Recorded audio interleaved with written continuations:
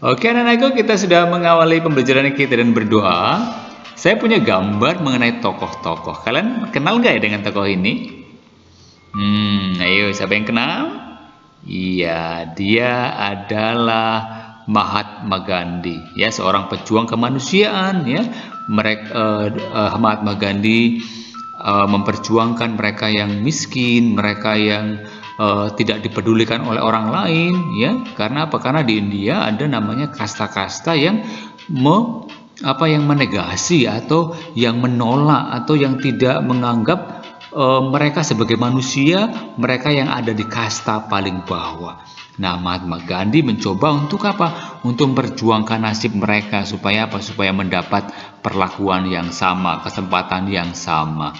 Nah, kemudian ini siapa? Iya, ada Bunda Teresa.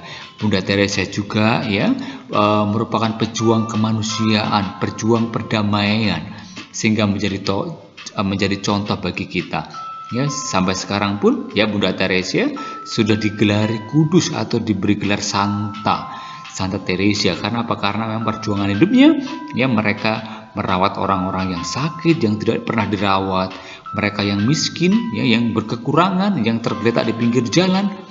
Oleh Bunda Teresa mereka diberi perhatian. Nah, kemudian satu lagi, siapa ini? Siapa ingat?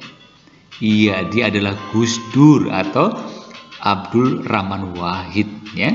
Jadi Gus Dur ini merupakan presiden RI yang keempat, ya. Jadi Presiden Gus Dur ini ya memperjuangkan juga kesetaraan bagi mereka yang tinggal di Indonesia pada suku-suku tertentu, pada etnis tertentu.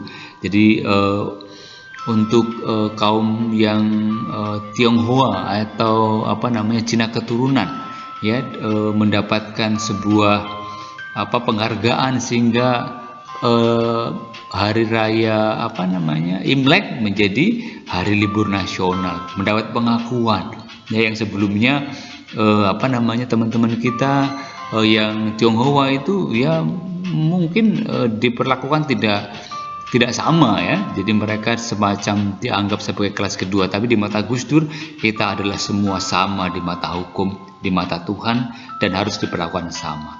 Nah, itulah anak-anakku, tokoh-tokoh yang sungguh-sungguh memperjuangkan perdamaian, yang bertindak berdasarkan kasih ya untuk kemanusiaan. Nah, anak-anakku, di situasi konflik ya, entah itu konflik kepentingan, entah itu konflik antara kaya dan miskin ya, tokoh-tokoh ini mempelopori penyelesaian secara berdamai ya, secara damai.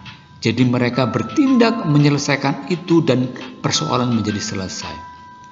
Mereka yang tersingkir, mereka yang tidak mendapat tempat, dirawat, diperjuangkan sehingga mereka memperoleh hal yang sama. Tetapi memang ya dalam memperjuangkan ini ya, memperjuangkan perdamaian itu sangat sulit, banyak tantangan. Karena apa? Karena memang dalam dunia ini kerap kali orang yang berbuat baik itu kadang-kadang dicaci, dimaki. Kenapa? Karena tidak sesuai dengan zaman. Orang yang tidak mau korupsi dianggap sebagai seorang yang kamu tidak mengikuti tren, kamu tidak mengikuti situasi zaman. Tapi sesungguhnya perilaku baik itu memang sulit untuk dilakukan. Karena apa? Kadang-kala mendapat penolakan dari orang lain.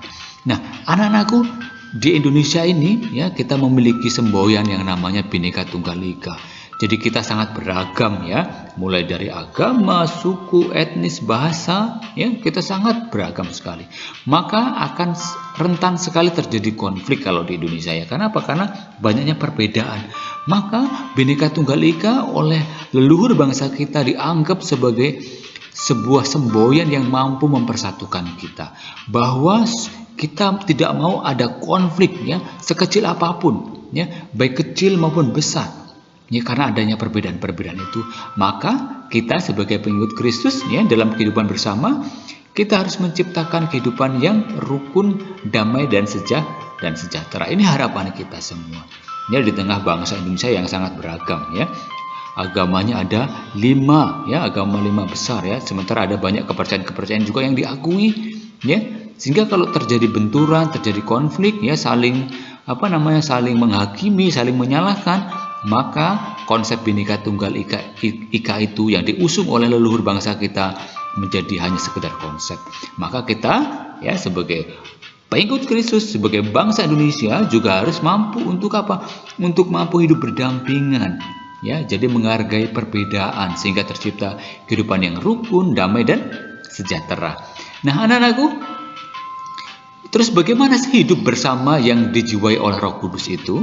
Nah, bagi orang Kristen, hidup bersama yang dijiwai oleh Roh Kudus adalah dengan berusaha membangun perdamaian, menyelesaikan konflik secara damai. Karena itu yang diperintahkan oleh Kristus. Jadi, menyelesaikan persoalan secara damai. Jadi membangun perdamaian adalah salah satu bentuk menjadi terang dan garam di dalam konflik atau di antara konflik. Karena apa? Karena mampu menyelesaikan persoalan dengan damai. Perhatian pada kesejahteraan bersama juga merupakan salah satu bentuk dari kita menjadi garam. Nah, banyak peristiwa-peristiwa yang terjadi di sekitar kita, ya misalkan di Bali misalnya, ini ada contoh yang baik ketika sebuah toleransi terjalin, kehidupan antar umat beragama terjalin. Kemudian contoh lain, misalkan umat beragama di Manado, ya. Jadi saat umat Islam atau teman-teman kita yang Muslim sedang melakukan sholat tarawih, ya, ada umat yang beragama lain yang menjaga.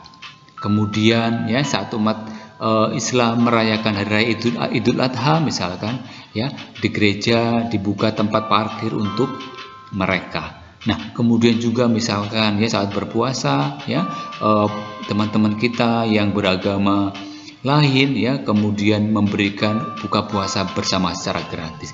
Ini adalah praktek-praktek kehidupan yang memang sekali lagi ingin mewujudkan kehidupan bersama yang dijiwai oleh Roh Kudus, yaitu mengusahakan perdamaian. Karena itu memang yang diajarkan oleh Yesus. Kita diajak untuk menjadi terang dan garam dunia. Nah, anak-anakku, kita harus melaksanakan perintah Yesus ini. Jadi menjadi garam dan terang dunia, ya, dengan membangun hidup rukun, ya, melalui dari lingkup yang terkecil dulu, ya, di antara kakak adik, ya, di dalam keluarga, atau mungkin teman-teman di sekolah, teman-teman di lingkungan desa atau kampung, ya, orang-orang yang kita temui. Kita harus bisa juga dulu menjadi terang dan garam di tengah mereka. Nggak perlu yang mulu-mulu, nggak perlu yang jauh-jauh dulu, tetapi di lingkungan terdekat kita, ya. Bisa ya? Bisa dong, ya, karena memang kita sebagai murid Kristus diajak untuk menjadi garam dan terang. Nanti kita akan lihat ya bagaimana Yesus mengajarkan itu kepada kita. Kita belajar dari Injil Matius. Saya bacakan ya. Kamu adalah garam dunia. Jika garam itu menjadi tawar, dengan apakah ia diasinkan? Tidak ada lagi gunanya selain dibuang dan diinjak orang. Kamu adalah terang dunia. Kota yang terletak di atas gunung tidak mungkin tersembunyi. Lagi pula orang tidak menyalakan pelita lalu meletakkannya di bawah gantang, melainkan di atas kaki dian, sehingga menerangi semua orang di dalam rumah itu. Demikianlah hendaknya terangmu bercahaya di depan orang, supaya mereka melihat perbuatanmu yang baik dan memuliakan Bapa-Ku yang di surga.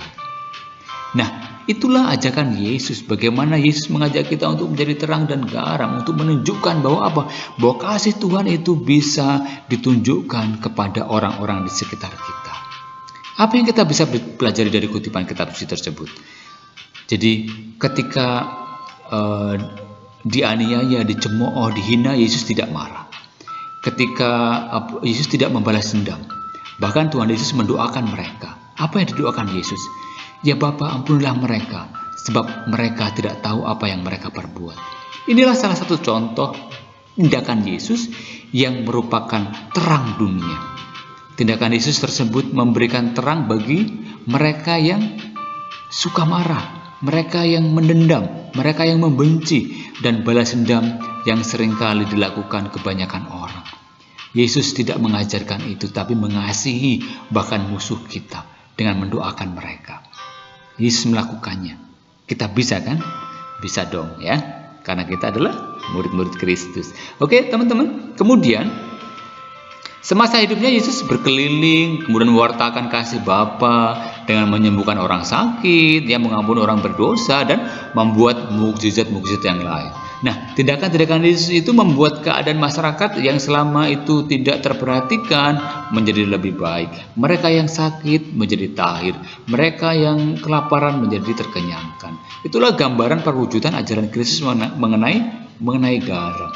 Jadi kita harus melakukan sesuatu agar nampak, bukan untuk diperlihatkan orang ya tentunya, tapi memang ini adalah pengikut Kristus, maka perilakunya baik, maka perilakunya selalu mencerminkan perilaku Kristus, ya, membawa damai.